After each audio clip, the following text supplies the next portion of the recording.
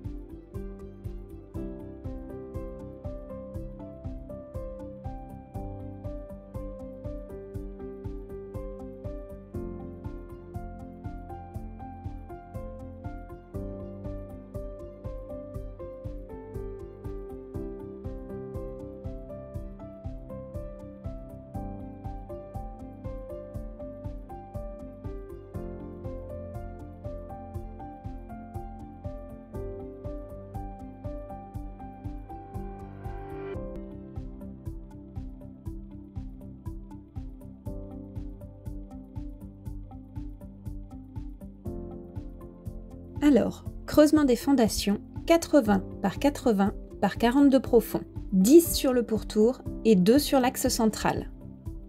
Donc, coulage des fondations, nous mettons les piles de portail en 20 par 20. Nous en profitons pour passer à l'intérieur les écoulements des eaux usées et l'arrivée d'électricité. Puis on remplit de béton. Voilà ce que ça donne.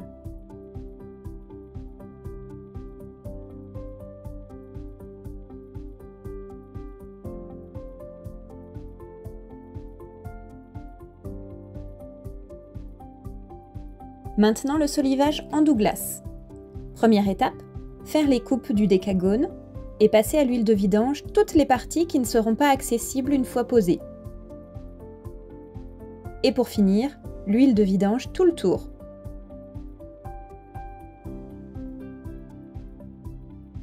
Deuxième étape, on procède de même pour toutes les solives intermédiaires que l'on fixe avec des sabots. Alors vous allez me dire que l'huile de vidange ce n'est pas très écologique, mais l'huile ne rentre pas en contact avec la terre. Elle imbibe juste le bois, ce qui évite aux insectes et à l'humidité d'entrer dans le bois. Madame au travail. Et voilà le solivage de terminé. Un petit rajout au centre de chaque face du décagone pour la partie cintrée qui sera en porte-à-faux.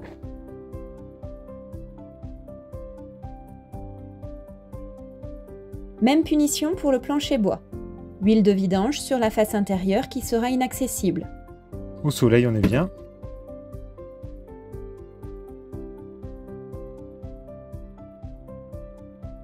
On fait une série par travée, puis on recoupe après.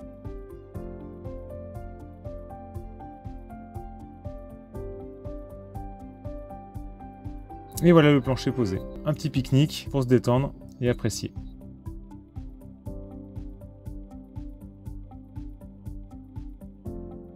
Alors ce plancher, nous allons l'isoler avec des chevrons de 7 cm d'épais.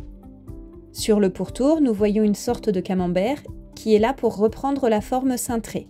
Ensuite, nous remplissons avec des chevrons qui sont croisés perpendiculairement aux solives.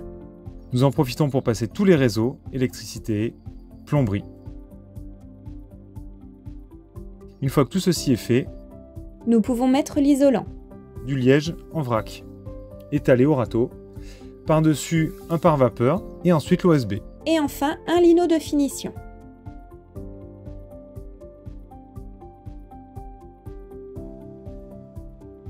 Donc le montage de la yourte maintenant. On installe la porte.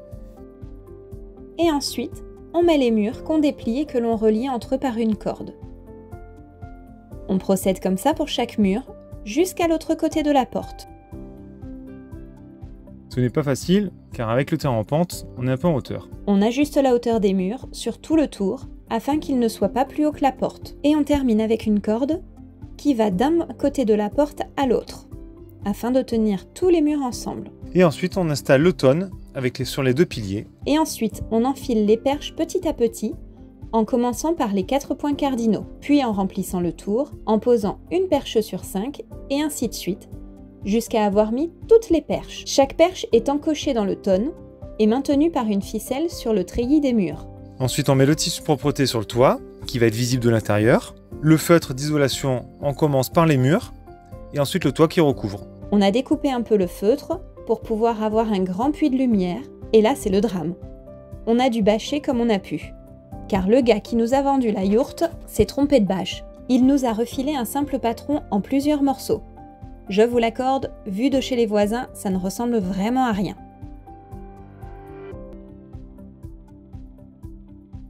En attendant la bonne bâche, nous faisons un petit mur pour retenir le caillou qu'il y aura sur le futur parking, qui nous servira de base pour cacher un peu la yourte, avec un appentis. Donc montage de la maçonnerie au cordeau s'il vous plaît. On en profite aussi pour couler les fondations de l'appui du départ de l'escalier dans la boue, qui sera là pour l'accès de la yourte par la terrasse. Donc ferraillage.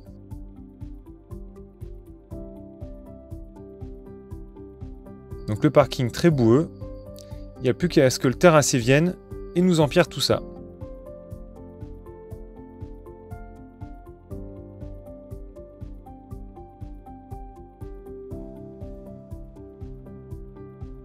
Enfin, voici la bonne bâche, livrée et installée par le vendeur. C'est quand même mieux, elle a meilleure allure, non? Et voilà le parking fait, tout empierré.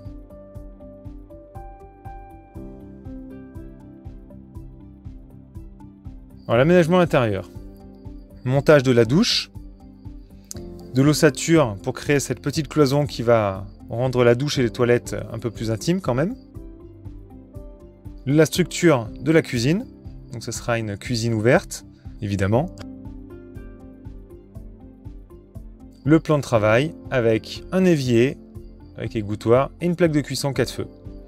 Nous pouvons voir la machine à laver. Avant de monter les murs de la yourte, nous avons dû rentrer le frigo, le four, le canapé et la machine à laver, qui sinon ne serait pas passé par la porte. Et maintenant, vous pouvez voir l'aménagement fini, avec le coin salon, le coin chambre, l'entrée avec le bois posé, le lambris, le coin salon,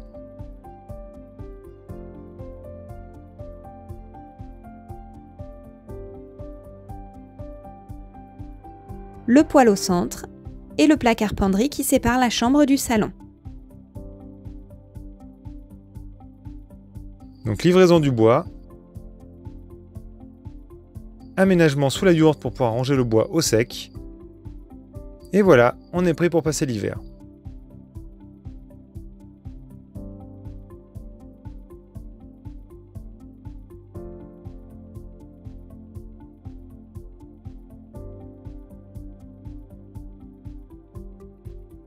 Et là, la construction de la terrasse. Ce n'est pas une mince affaire. Donc terrasse en porte-à-faux, les piliers sont un peu en retrait, donc sur les plots que nous avions coulés. En même temps que le muret du parking. Et voilà, la terrasse entièrement finie, garde-corps et caillebotis. Tout en Douglas brut de ponçage naturel. Aucun produit.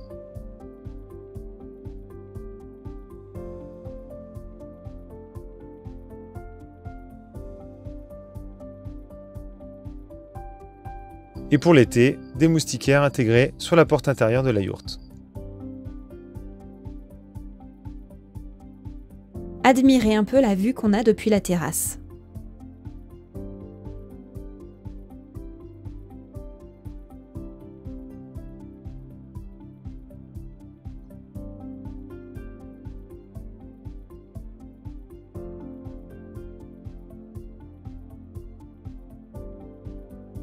Voilà, j'espère que la vidéo vous a plu. N'hésitez pas à nous contacter ou à mettre un commentaire si vous avez des questions sur la construction d'une yourte. Et si la vidéo vous a plu, likez-la, partagez-la et n'oubliez pas surtout de vous abonner à notre chaîne et d'activer la petite cloche des notifications. À bientôt la Team Colibri!